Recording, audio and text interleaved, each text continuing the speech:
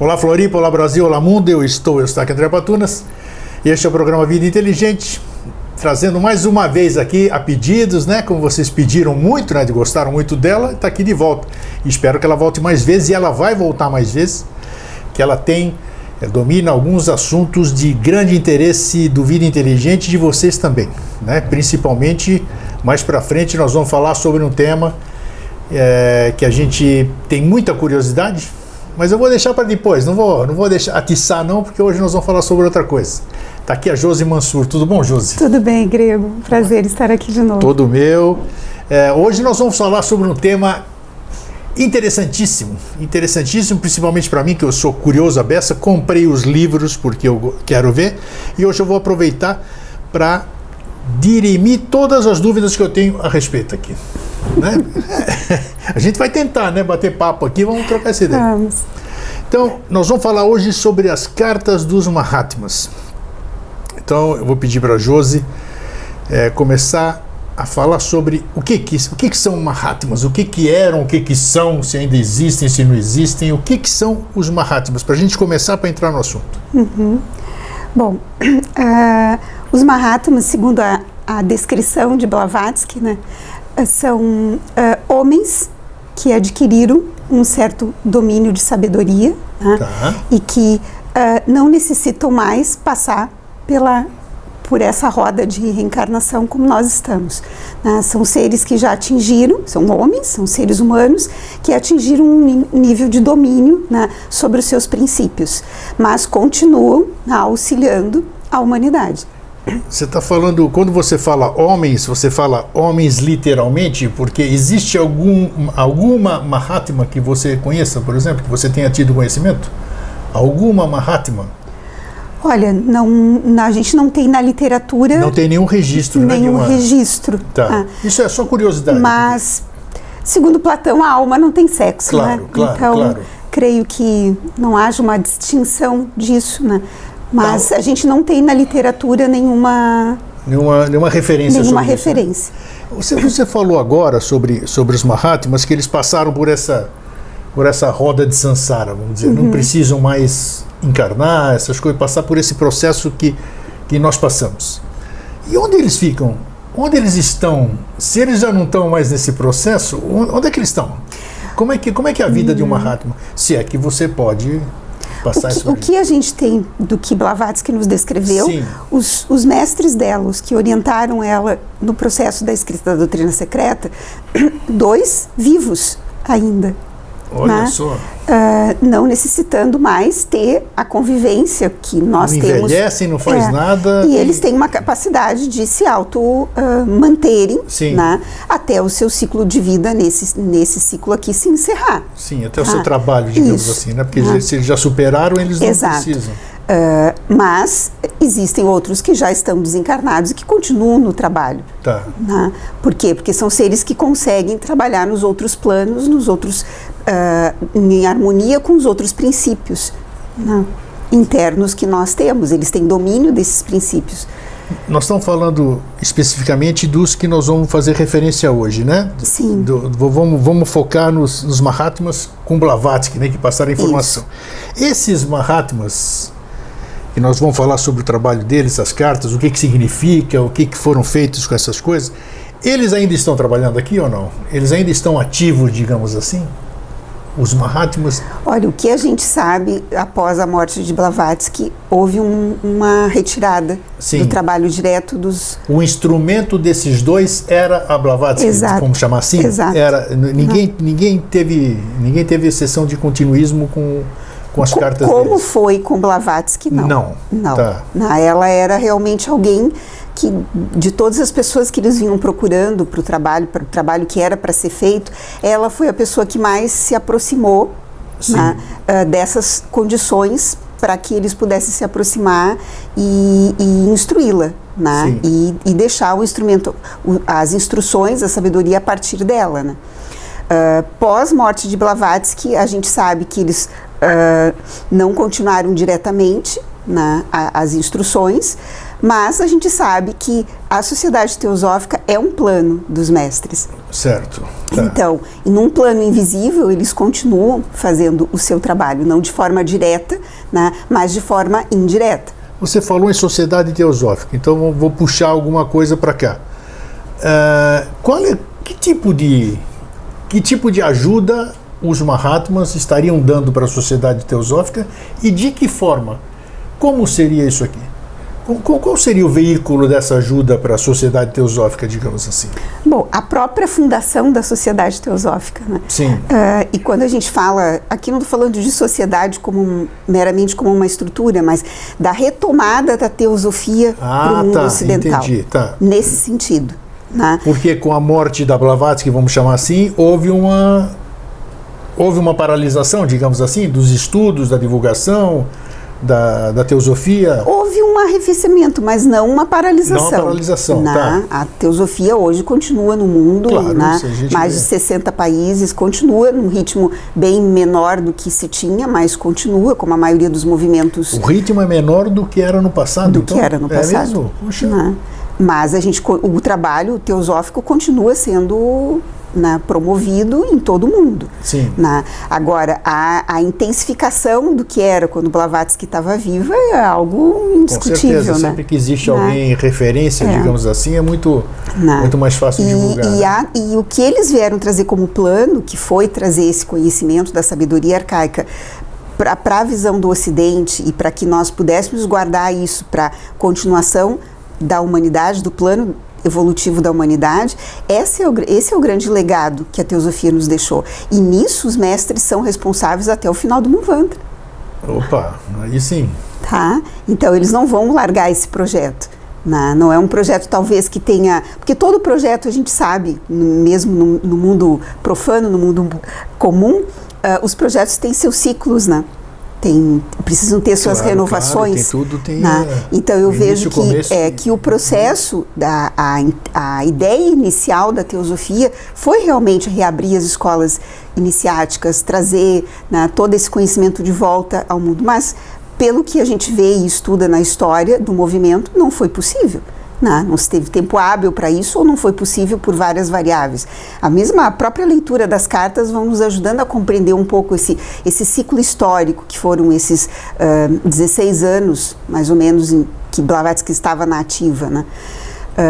Mas esse legado até hoje está aí. Né? Tá. E nunca se estudou tanto teosofia como se estuda atualmente.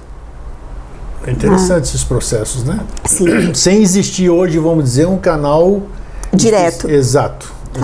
Mas existe o canal intuitivo, o canal subjetivo, o canal invisível, que a gente chama, esse canal sempre está aberto.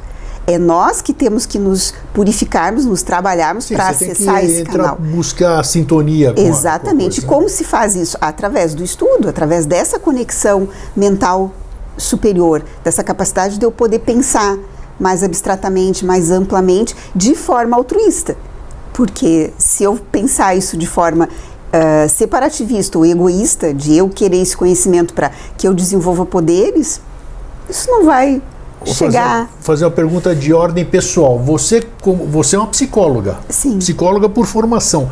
Como é que o psicólogo, porque ele tem uma linha de formação, ele tem as filosofias, não, com as escolas, né, de diversos pensadores, Freud, e Lacan e todas essas pessoas, como é que você recebe, como é que você concilia esse tipo de informação, vamos dizer, no seu caso, a escola teosófica, com a própria filosofia? Você encontra ressonância ou você choca em alguma coisa? Como é que é esse convívio? Deve ser interessante, né? Porque eu não sendo um psicólogo, eu não tendo essas ciências da mente, vamos dizer, e eu estudar alguma coisa, para mim tudo é novidade.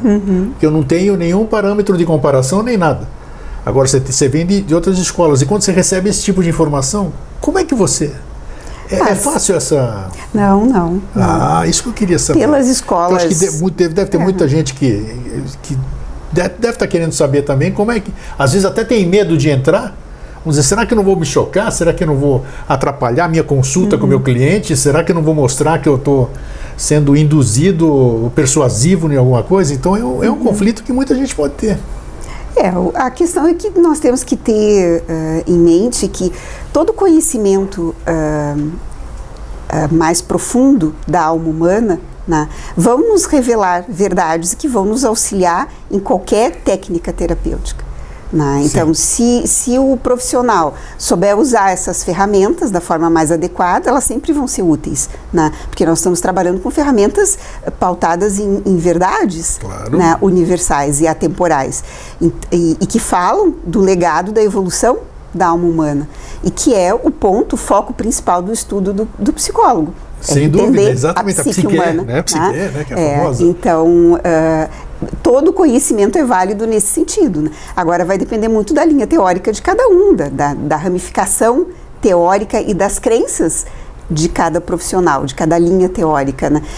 Para mim nunca foi um choque, porque eu sempre procurei entender para além das teorias, né? Toda teoria ela sempre é uma hipótese, e as hipóteses elas têm os seus pontos frágeis. Acho que ela amplia a tua visão, né? Vamos dizer, o teu universo, né? Até na própria anamnese de alguém, assim, porque se você conhece mais profundamente aquilo a outros níveis, você não precisa nem dizer para o teu paciente que você conhece, mas você vai ter condição de entendê-lo melhor, não é isso? Exatamente, com certeza. Então é bacana. Vamos falar sobre as cartas em si. Sim. O que são as tão famosas, tão faladas, a maioria, quem assiste o Vida Inteligente, com certeza a maioria sabe, porque é um programa com uma linha definida e que as pessoas estão acostumadas com o que nós estamos falando aqui, que é esse linguajar. O que são essas tão famosas cartas dos Mahatmas? Uns falam, outros não falam. Alguém escrevia lá para Blavatsky, orientava ela, assim, assado. O que são as cartas? Como começaram as cartas? Qual é o objetivo das cartas? De que forma estão sendo usadas hoje? Vamos destrinchar isso tudo. Vamos lá. Sim, sim. Bom, as cartas, elas surgiram por primeiro, Siniti, quando soube da existência de Blavatsky, da teosofia, ainda na Índia, né, se aproximou de Blavatsky de Olcott, né, dali já surgiu um entrosamento, um interesse. Vamos identificar ele, o Siniti, como é que é o nome dele? Siniti. Né, Alfred Siniti. Quem era o Alfred Siniti? Na época, ele era um grande jornalista, certo, que trabalhava num jornal na Índia. É o Pioneer, né? E que era um jornal bastante divulgado na Índia, e ele era um bom jornalista, um bom escritor, né? E soube, né, das palestras e das publicações de Blavatsky, e acabou se aproximando, né? E dali surgiu todo um interesse, né, pelo ocultismo, por esse conhecimento todo propagado por ela. E aí surgiu o interesse de um contato com os mestres. Né? E Blavatsky levou isso ao mestre dela, né? A princípio veio um não, depois houve uma possibilidade. Entendi. Tipo assim, eu quero conversar com os teus interlocutores. Isso. Né? E aí um dos mestres foi permitido a ele fazer essa aproximação, e começou as correspondências através de Blavatsky. Então eram cartas, né, que Siniti escrevia, né? Blavatsky. Quem fazia as perguntas? Siniti. O Siniti fazia as perguntas para os mestres, isso, né? Aí eles respondiam. E eles respondiam, né? Então são perguntas, são colocações dele, raciocínios, né, ideias, que ele colocava através das cartas, os mestres liam, respondiam, colocavam que estava de acordo ou não, né? Usavam a questão da facilidade dele de escrita também para divulgar a teosofia na época, né? Então o jornal era um bom veículo. Mas ele não entendia nada disso, ele não sabia de teosofia, não sabia de nada, ele não tinha linha nenhuma. Ele era um estudioso do espiritismo. Do espiritismo, tá? Ele tinha na época, a tendência espírita. Ele tinha um conhecimento, e tinha um conhecimento erudito, grande. Né? Um homem de uma cabeça. Aberta. Isso, um homem de uma mente muito aberta. E aí essas correspondências começaram. Olha que interessante. Elas duraram de 80, não me lembrar bem a data aqui, mas acho que de 88, não sei se eu anotei. 1800, né? 1900, não, 800. Se eu não me engano, foram 5 anos de correspondência. Caramba! Tá? E essas correspondências eram privadas, né? Os mestres proibiam de você colocar no jornal, por exemplo. Tinha publicação. Você não pode publicar isso aí. E então, tanto que tem uma linguagem muito coloquial, muito próxima, né? Não é uma linguagem literária. Tá. Né? Como aqui nós estamos conversando, exatamente, é isso aí, né? Eram duas pessoas trocando correspondência. Então, essas correspondências só foram publicadas, né, alguns anos após a morte de Sinnett, né, e muitos anos depois, isso foi em 1924, por aí, né? Talvez eu esteja com a data errada, mas... Quer dizer, elas ficaram inéditas... Sim, por todo esse tempo. Puxa vida! Por todo esse tempo. Tá. Né? E aí, após a morte dele, então, né, esse material foi guardado, compilado, né, e foi feita uma publicação. Né? Puxa. E anos depois que isso veio traduzido para o Brasil, né, que a gente tem acesso à tradução brasileira. Né? Essas cartas existem no original, né, até hoje no Museu Britânico. Tá. Né? Estão lá ainda para visitação, né, com o mesmo papel, a escrita da época. Né? Então todo esse volume de cartas ainda estão guardados como um grande registro. E quem foram os... Nós estamos falando aí de mestres, tal, não demos nome aos bois ainda, vamos dizer. Quais são os mestres, ou quem são os dois que trocavam ideias com o Sinnett? Bom, ou esses mestres, os Mahatmas, vamos dizer. Sempre esses nomes que aparecem são nomes genéricos, né? Nunca são nomes diretos, pessoais, né? São nomes genéricos. Um deles é o mestre Kuthumi, que foi o que mais se correspondeu com Sinnett, né? Num período de ausência do mestre Kuthumi num trabalho, o mestre Morya, né, assumiu a correspondência por um período. Então tem cartas, né, respondidas pelo mestre Morya e cartas respondidas pelo mestre Kuthumi. Aprofunda um pouquinho mais quando você disse que não é bem assim, não é só o Kuthumi, não é só o Morya. É um conjunto de seres? Como é que é isso? Ou a individualidade deles mesmo? Como é que é isso? Porque quando a gente fala em nomes genéricos, é como eu falar Buda. Não existe um Buda. Tá. Né? Não existe um Cristo. Tá. Né? É uma ideia genérica de uma potência espiritual. Né? Entendido, tá. De uma individualidade espiritual. De uma fonte, vamos dizer lá que eles têm mais acesso mais fácil, mais apropriado, sei lá. Digamos assim, né? Tá. Então, não é um nome específico, né? Mas é um nome genérico, né? E então, eram esses dois nomes que foram usados. Eles sempre aparecem com as iniciais, né? Sim, né? K e H de Kuthumi e M ponto de Morya. Sim. Né? Que são os dois mestres que a gente encontra nas correspondências. Já que você citou esses nomes agora, é até interessante porque muita gente começou a pegou essas figuras, não só desses dois mestres, como outros, né, da grande fraternidade, e começaram a identificar um monte deles, né, deram um monte de nome, até criou-se tipo de estudo de determinada 7 raios, não sei, eu não estudo isso, então não sei dizer ao certo. São os mesmos? Não. E aí? Porque você vê figuras, você vê pôsteres, você vê isso aqui, então é até interessante eu te perguntar isso para ver se realmente quem era. Aqueles dois interlocutores eram os que falavam com o Sinnett, que falavam com a Blavatsky, não sei. Então não é nada disso, não tem nada a ver. Não, são deturpações que foram feitas em nome dos mestres pós-morte de Blavatsky. Né? Muita coisa aconteceu pós a morte dela. Né?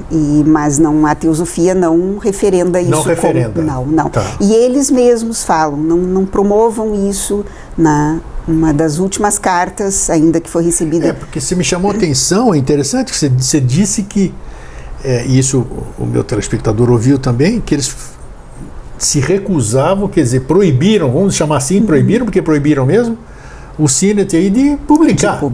Então, se quisessem evidência, se quisessem adoração, se quisessem reverência, teriam dito, sai por aí, publica, eu vou deixar você me tirar uma foto, vou materializar aqui, você me tira uma foto e começa a me adorar por aí. Não foi assim. Não, e não são assim. Se isso ocorre, é porque não são os mestres. Isso a gente pode ter certeza. Isso, tá. Isso a gente pode ter certeza. Eles são avessos a esse tipo de divulgação e o trabalho específico é o desenvolvimento do ser humano e o trabalho em prol altruísta pela humanidade, né? E não em divulgá-los em termos de individualidade. Olha, muito interessante isso. Por isso que é bom a gente trazer esse tipo de assunto com gente que pode esclarecer, que que é bacana, né? Ficam perguntas sem resposta. Sim. Vamos dar continuidade, então? Sim. O Cine passou, identificamos os 2 Mahatmas, né? Sim. E qual era o conteúdo disso aí? Como é que o teor da primeira carta? Como é que foi aí? Qual foi a primeira pergunta do Cine, vamos dizer? Oi, vocês têm barba, vocês são grandão? De onde vocês vêm? Vocês dormem? Ei, vocês casam lá em cima? É tudo isso aí que o ser humano vai perguntar, né? Uma das coisas que é curioso na correspondência é que a gente não tem acesso às cartas de Sinit. Ah, tá. Só foram publicadas as respostas dos mestres. Entendido. Olha, então, mais uma nós coisa que eu desconhecia total. Não temos conhecimento o que ele perguntava? do teor, temos em termos, porque tem, por exemplo, tem cartas que eram e fica claro que várias a perguntas, então o mestre repete a pergunta e põe a resposta embaixo. Tá? E, por exemplo, quando ele pergunta sobre o desenvolvimento do universo, sobre cosmogênese, a maioria das perguntas de Sinit era sobre a origem do universo. Olha. Tá? E a outra tanta metade era sobre a vida após a morte, que era uma grande curiosidade de Sinit. Quer dizer, o foco dele era isso, a então cosmogênese e a vida após a vida. Então ele queria saber o que era Devakan, quais eram os níveis de os loucas depois da morte. Ele tinha muita curiosidade, então muitas perguntas. Então tem muita coisa. Outra pergunta que é clássica dentro das cartas, a carta, por exemplo, 88 e 90, fala sobre a ideia de Deus. Opa! Que foi uma carta respondida a um outro contemporâneo de Sinit na época, que estava na Sociedade Teosófica, que foi o Hilme, que era um grande estudioso na época, mas depois acabou se afastando da Sociedade Teosófica, mas na época os mestres responderam várias perguntas dele, e uma delas é sobre a origem de Deus, a ideia de Deus, não a origem, a ideia de Deus. Interessante, isso está em qual pergunta? Está na carta 90, na carta 88 e na carta 90. A concepção de Deus, vamos dizer assim. E que quebra toda essa concepção antropomórfica. Que bacana. Descaracteriza essa ideia de que a teosofia é anticristã. A teosofia não é anticristã, ela não é anti-religião nenhuma, pelo contrário. Ela é anti os dogmas. Talvez por levar o nome Theos, que vem do grego ali, Theos, que é Deus, Teosofia, sabedoria, o estudo de Deus, O que os mestres vieram bater através da fala de Blavatsky? No dogmatismo, no separativismo que existia na época em todas as religiões. Então eles criticavam todos os dogmatismos, do hinduísmo, do jainismo, do cristianismo, de todas as religiões.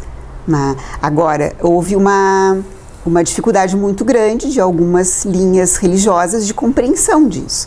Então, houve muita discussão. E, na época, o Hilme tinha muito interesse em saber que... Então, indiretamente, ele fez muitas perguntas através do Sinit para os mestres, vamos dizer. Sim. Interessante isso. Então... e as perguntas todas pautavam em torno do desenvolvimento do universo, globos, cosmogêneos, globo, rondas, cadeias, a sequência após a morte. A sequência da humanidade, Devakan, tanto que surgiu um livro depois do Sinit publicado, que é o Budismo Esotérico, que fala sobre essas questões, que foi orientado para que Sinit escrevesse, e depois Blavatsky, mesmo dentro da doutrina, uma digressão que tem entre a instância 6, instância 4 e a instância 6, tem uma digressão que faz algumas correções relativas à escrita do budismo esotérico. Pequenas correções, porque na época Sinit escreveu, não deu tempo de ter revisão, mas é muito interessante. E aí Sinit traz essas ideias. Então, as ideias gerais de cosmogênese, de antropogênese, e um pouco sobre um capítulo específico sobre Devakan. Está dentro do budismo esotérico. Eu, como eu te disse, adquiri há pouco, as cartas dos Mahatmas, não li ainda, não comecei a ler, em função dessa viagem e tal. E é uma linguagem acessível a todo mundo, Sim. Não é uma linguagem complicada, vamos dizer, aquela que você precisa ter uma pré-iniciação, vamos dizer, para você ler. Pelo menos pareceu-me na folhada que eu consigo ler, qualquer pessoa consegue ler, claro que algumas coisas vai ter que consultar, alguns termos diferentes, Mas vamos dizer, são cartas que qualquer pessoa pode ler. Sim. Como qualquer texto teosófico, qualquer pessoa pode ler. Sim. Desde que ela esteja com a mente aberta. Claro. Com mente cheia. Não vai entender nada. Entra, né? E porque nós já temos daí preconceitos estruturados. Nossa, e então como? Nós precisamos abrir espaço. As orientações para a leitura das cartas, porque eu posso ler as cartas como meramente um instrumento histórico, que vai revelar um ciclo inicial. Presta atenção, a forma de ler, como vocês ficaram super felizes e agradecendo até hoje. Eu sou porta-voz aqui, de que falaram quantos anos eu esperei para alguém me ensinar a ler a doutrina secreta. Foi as dicas que você deu, todo mundo adorou. Então vamos lá, vamos prestar atenção. Então, as orientações que são dadas para a leitura das cartas são duas em linhas gerais. Né? Uma lendo como uma linha histórica, né? Como uma retomada do movimento histórico desde o início da Sociedade Teosófica, né? Até mais ou menos o desencarne de Blavatsky. Que tem uma série de relatos. Para quem tem conhecimento e gosta de história, e gosta da história dos movimentos, por aí uma boa leitura. Tá? Vai mostrar a fundação da Sociedade Teosófica, a fundação da Loja de Londres, como esse movimento teve, como ele foi para a Índia, depois como ele voltou, né, para os Estados Unidos. Então tem vários períodos e ciclos onde os mestres orientavam essa estruturação. Outra forma de ler as cartas, que foi como eu li pela segunda vez, quando eu me introduzi mais dentro do conceito, é lendo as cartas como se as cartas fossem escritas para ti mesmo.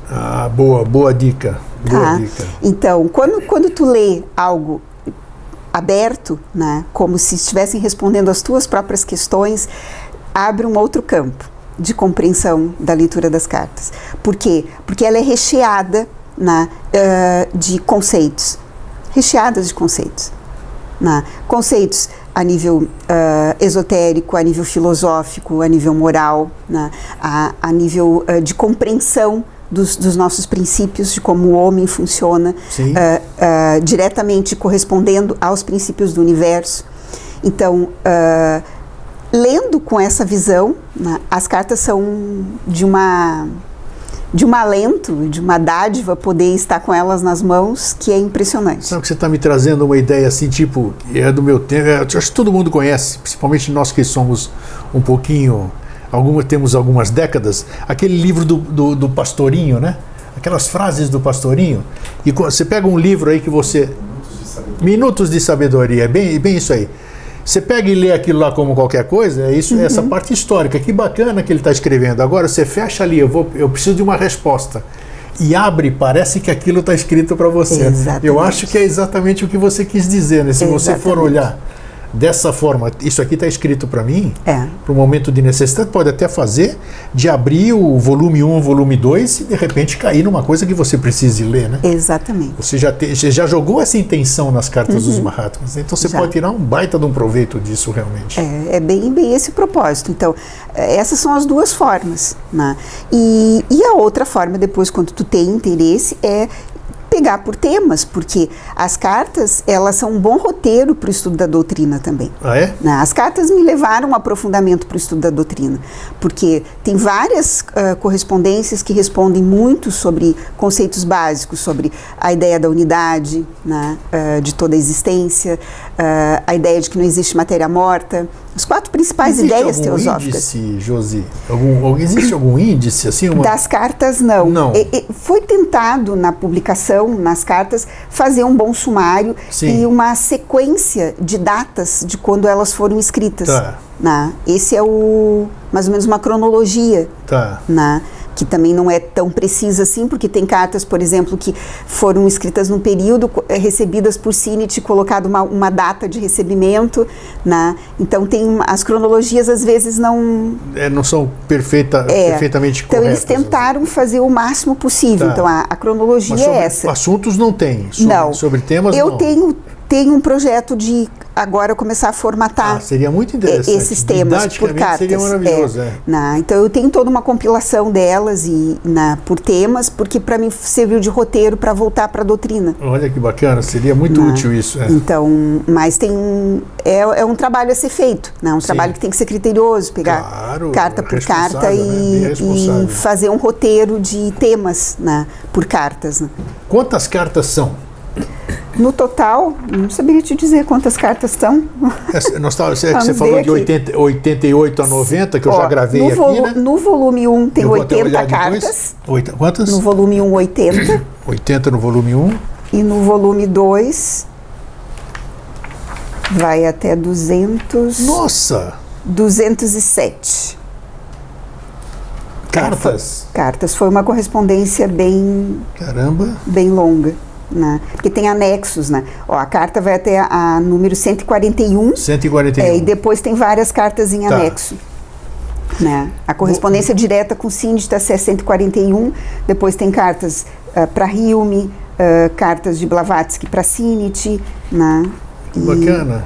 Bacana. Agora me diz uma coisa, você que já leu, continua lendo, que você está estudando isso, claro. Você acha que tudo foi dito nessas... Houve tempo para tudo ser dito do que o Sinit queria saber, ou como ele foi usado como instrumento, né? Porque dentro desse esquema todo tinha que acontecer dessa forma. Você acha que houve tempo hábil para que os mestres passassem para o Sinit tudo aquilo que tinha que ser passado, mesmo proibido de publicar, para o tempo que teria que ser publicado, que foi depois da morte do Sinit, que foi quanto tempo depois das cartas? 20 anos? 20 e poucos anos depois das cartas? Sim, depois da morte de Sinit. Então já é um período largo para nós, os simples mortais aqui, vamos dizer, já é um período enorme, né, vamos dizer. Você acha que tudo que tinha que ser dito e que era possível se saber até lá, porque você tem que soltar por partes, né, porque senão fica sem cabeça e se perde. Você acha que tudo foi dito ou não? Não. Não? Não. Opa! Não, até porque nem tudo pode ser dito. Não, tá certo. Agora... Mas até a época, até aquilo que podia ser dito na ocasião, você acha que tudo isso aí foi dito? A maioria das coisas que eram necessárias para que Sinit desenvolvesse o seu raciocínio e pudesse ser útil como um divulgador das principais ideias teosóficas, eu creio que foi passado a Sinit. Sinit recebeu um material muito valioso. Sim. Muito valioso, que nem tudo, creio que esteja nas cartas em termos de escrita, né? Mas nem tudo foi passado. Porque o conhecimento teosófico é um conhecimento muito amplo, claro. E é um conhecimento que tem que ser revelado como o próprio mestre diz, de forma pedagógica.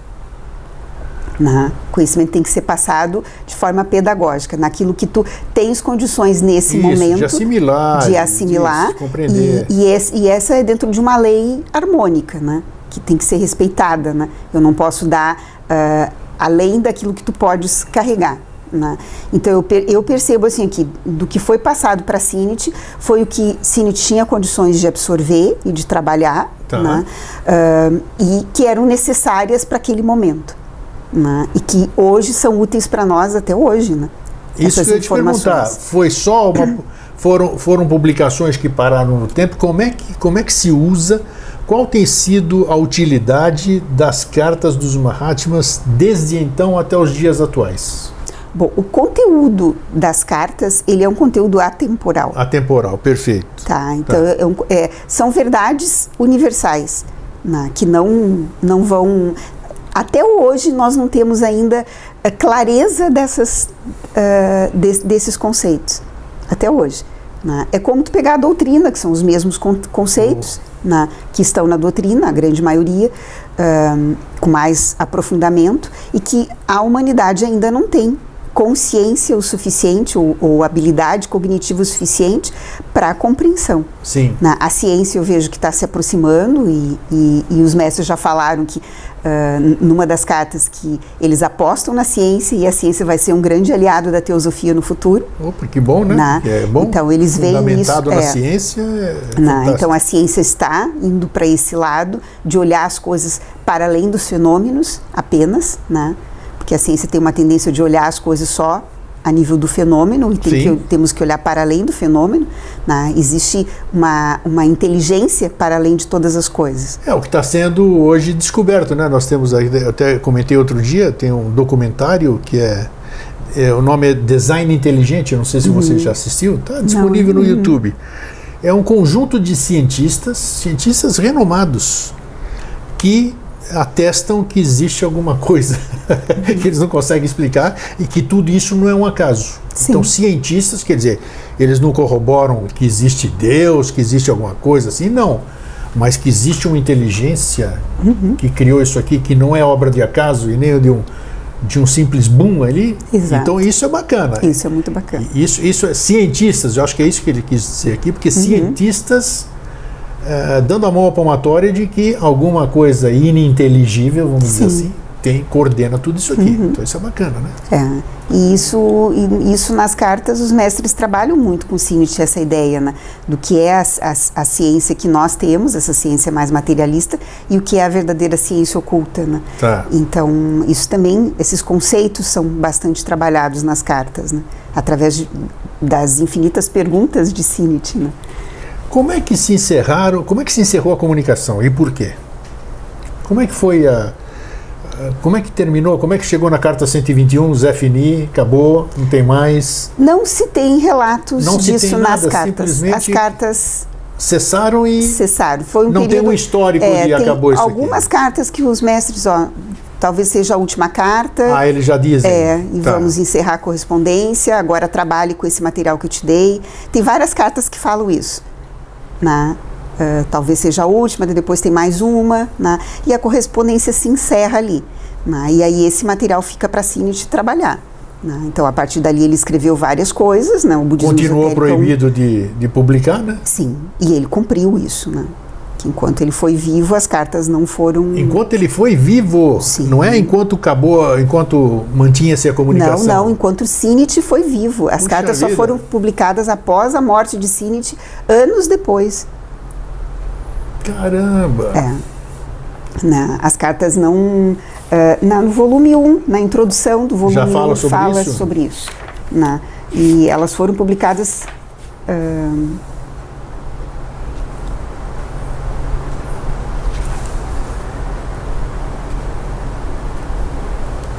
Interessante, olha só.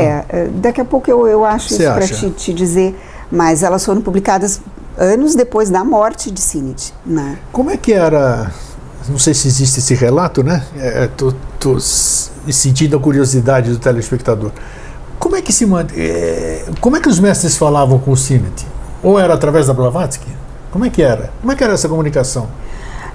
Esse método da precipitação das cartas, né, é um método bem interessante. Tem uma das cartas que eles falam um pouco sobre isso, explicam um pouco. Olha só, tem tudo aqui nas cartas. Que é um pouco, para nossa mente concreta, é muito difícil compreender isso, né? Porque se trabalha com níveis mentais superiores, né?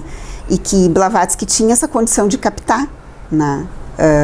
Na mente dos mestres e transcrever. Olha só, ela era o canal. Ela era o canal. Ela era o canal de resposta. Mas também teve muitos outros discípulos dos mestres que faziam esse trabalho também. Puxa vida. E faziam as transcrições, que não apareciam, né? E que enviavam as cartas para Sinnett. Mas a maioria das cartas foram transmitidas através de Blavatsky. Através da Blavatsky. Que interessante. E não se sabia-se, por exemplo... ela precisava estar em algum lugar ou não? Era um lugar específico? Era na Índia que aconteceu isso tudo ou não? Não, qualquer lugar que Blavatsky estivesse. Qualquer um que ela estivesse. Então as respostas vinham, como ela transitava muito por aí, né? Ela escutava. Ela escutava e pronto, e sentava. E transcrevia. Ou às vezes ela recebia já uma carta pronta para ser mandada. Interessante esses métodos, né? Então são métodos que... daqui a alguns anos a humanidade vai conseguir acessar isso quando ela tiver os seus princípios desenvolvidos. Não tem nada aí de extraordinário, né? Sim, são técnicas de desenvolvimento mental que eles adquiriram por serem já homens num nível superior ao nosso. né?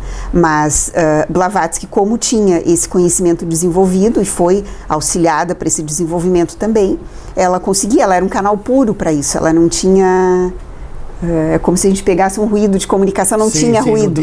Não tinha interferência alguma. Isso, era fluido, era limpo, era cristalino o canal. Já outros já tem interferência, discípulos já era mais difícil, e ela tinha essa facilidade. Então, quando eles precisavam de alguma coisa rápida, urgente, via Blavatsky. Hoje, nós estamos em 2019, passou-se um monte de tempo. Dentro da sociedade teosófica, que nós estamos falando, existe comunicação. Como é que continua essa ligação, ou não tem mais essa ligação assim dessa forma via canais tão com esses poderes tão desenvolvidos, digamos assim, que não se confunda também com animismo, com a coisa espiritual, né? Que incorporei não sei o quê, incorporei alguém. Existe algum tipo de comunicação com esses mestres aí de uma forma mais ordenada? Vocês fazem algum tipo de tem algum colegiado que está lá para ser orientado isso, para captar esse tipo de comunicação hoje ou não? Ou não existe? Não. Eu desconheço. Hoje, então tá. Hoje vocês estudam em cima daquilo que tem. Do material que se tem e que nós temos que trazer esse material para dentro da nossa vida interior, para que nós possamos ser canais o mais purificados possíveis, né, para a compreensão desses conceitos. Virar Mahatma. Para compreender esses conceitos, né, eu digo assim, porque para que a gente chegue a um nível de adeptado, um nível de um Mahatma, são muitas encarnações, são muitas. E são algumas almas que conseguem atingir esse nível de adeptado. Né? Então, não é nunca foi essa a intenção. Sim, claro, realmente não tem. Dos mestres de fazer com que isso não se tem notícia. Se fosse massa, né? Mas o que se procura dentro de qualquer instituição que eu creio séria dentro do esoterismo, né? É o desenvolvimento da vida interior. Não o desenvolvimento de poderes, porque nós não temos capacidade para isso ainda. Então, à medida que eu vou administrar esses poderes. Exatamente. Então, à medida que eu vou adquirindo consciência de mim mesmo, vou me purificando a nível de ações, de pensamentos e de sentimentos, eu consigo ampliar a consciência para a compreensão desses conceitos. E eles vão fazendo o trabalho que tem que fazer na alma humana. Porque são forças. Todos os princípios que regem o universo e que estão em direta correspondência com o microcosmo, que é o homem, eles são princípios vivos e em constante movimento de aperfeiçoamento. Então, à medida que eu vou acessando conhecimento sobre cada princípio desse, do mais básico, mais denso, ao mais sutil, ao mais superior, eu vou abrindo sulcos dentro da minha alma e da minha consciência para uma próxima vida, no sentido de aprimoramento desses aprendizados. Então é nisso que eu vejo a importância atual das cartas, a importância da escrita da doutrina secreta para nós até hoje. Por quê? Porque é uma fonte fidedigna da nossa origem e da origem do universo. Eu achei que, eu que não li ainda, já recebi um monte de dicas aqui que eu vou usufruir, claro. E existe você recomendaria alguma leitura prévia à leitura das cartas dos Mahatmas? Ou nós falamos até, eu disse há pouco que após folhear tudo, eu achei que, também eu estou envolvido nisso aqui há muito tempo, né? Muito tempo. Para mim pareceu muito familiar, mas qualquer pessoa pode pegar, ou você recomendaria alguma obra prévia, digamos assim, alguma literatura prévia para poder fazer bom uso das cartas, a nível de entendimento das cartas dos Mahatmas? Claro que se tu tiver uma leitura prévia, um conhecimento mais aprofundado sobre qualquer linha esotérica, te ajuda muito. Até porque tu vai transitar por esses conceitos dentro das cartas. Agora, para um leigo que vai ler como um curioso... Como você falou, como histórico, né? Como um movimento histórico, ele também já é útil, porque ele vai falar de um tempo onde surgiu uma sociedade com tais e tais ideias que vieram reestruturar um pensamento num tempo, e isso tudo abre a consciência e faz muito sentido, porque tem uma linha de tempo que faz muito sentido. Agora, para quem tem aquilo que eu volto de novo, o que eu falei inicialmente, para quem tem espaço. No seu HD mental aqui, né? Tá. Às vezes tem muita tranqueira aqui, não cabe mais nada. Se tu for ler de forma dogmática ou preconceituosa, vai travar, né? Ou não vai haver sentido, não vai haver compreensão. Sim. Então a leitura, tu precisa estar aberto para essa leitura. E a leitura, ela não é a leitura das cartas, ela é muito mais uma leitura no sentido de um roteiro de estudo, de aprofundamento de ideias, do que uma leitura sequencial, né? Claro que é importante fazer uma leitura sequencial no sentido... é isso que eu ia te perguntar. No sentido, né, de compreender o contexto e ir se familiarizando com o número das cartas, o conteúdo de cada carta, né? Mas não há uma necessidade disso. Por exemplo, eu posso acessar as cartas como um livro de pesquisa. Mas já vou te fazer uma fofoca aqui. Depois que você for embora, da página 88 a 90, eu vou ler. Eu quero saber, porque eu tenho os livros, né? Esse conceito de Deus que você falou, que eu não sabia disso, né? Então agora eu vou fazer isso, claro, e depois a gente vai ver desde o começo. Mas é importante tudo isso aí que você está dizendo para a gente poder ter uma sequência e poder aproveitar bem. Bom, quem quiser, nós não estamos aqui para vender livro nem para fazer coisa nenhuma. Nós estamos aqui indicando aqui, ó. Deixa eu mostrar a capa aqui. Esse aqui, ó, Cartas dos Mahatmas para Antônio? Não, é Alfred. P. Sinetti aqui, é o volume 1 e volume 2. É editado pela editora Teosófica, né? Que quem está aqui por Floripa, quem nos assiste em Floripa, tem loja da editora Teosófica aqui, que é abaixo, dois andares abaixo aqui do Vida Inteligente, né? Uhum. Então pode chegar aqui na Tenente Silveira, 482, sala 501. É isso, né? Viu? 501. Também já estou sabendo fazer propaganda. Já. Ou então você que mora pelo esse Brasil afora, acesse o site da editora Teosófica, acredita, e faça o seu pedido lá. Isso. Você vai receber em casa, deve ter jeito de...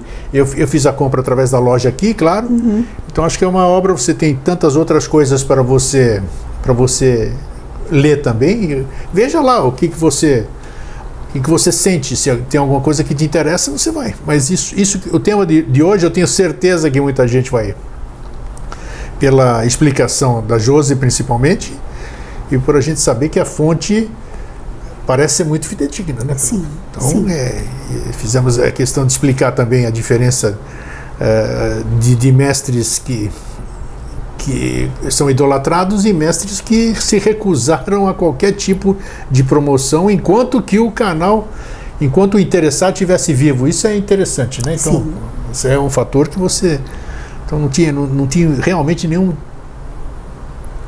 intenção de qualquer outro tipo, a não ser realmente passar uma informação que mais para frente ia servir para toda a humanidade, acredito. Exatamente. Esse sempre foi o objetivo dos mestres, né? Então, você como instrutora, como curiosa, como leitora, como psicóloga, que mensagem você dá para o nosso telespectador com referência a esse trabalho maravilhoso que são as Cartas dos Mahatmas? Agora a palavra é sua.